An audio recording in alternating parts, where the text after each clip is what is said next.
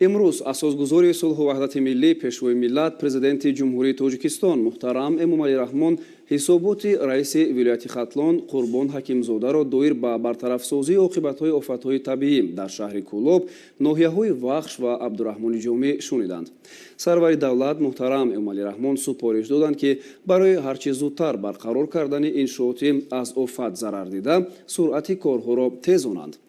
ضمن صحبت تلفنی پرزیدنت مملکت محترم امومالي رحمون همچنین با رئیس ولایت ختلان جهت جمع‌آوری و ذخیره کافی خوراک درشت چاروا، جمع‌آوری بی‌تلف غله‌دانگی‌ها، افزایش حجم صادرات محصولات کشاورزی از قبیل میوگی، سبزیجات و پالیزی‌ها به خارج مملکت و سرعت بخشی کشتی تکراری سپارش‌ها دادند.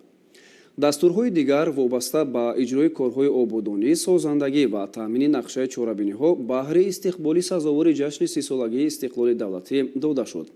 ضمن صحبت تلفنی سروری دولت محترم امومالي رحمون با رئیس ناحیه 5 ولایت ختلان دایر به اندیشیدن چاره‌های تأخیرناپذیر پیشگیری کننده مبارزه بر ضد حشرات ضرررسان مخصوصاً ملخ در حدود ناحیه، جمع‌آوری خوراک درشت چاروا، تامین نقشه کشتی تکراری، اینچنین وسعت کارهای آبادانی با افتخار تجلیل ارزنده جشن 30 سالگی استقلال دولتی سپارش‌ها دادند.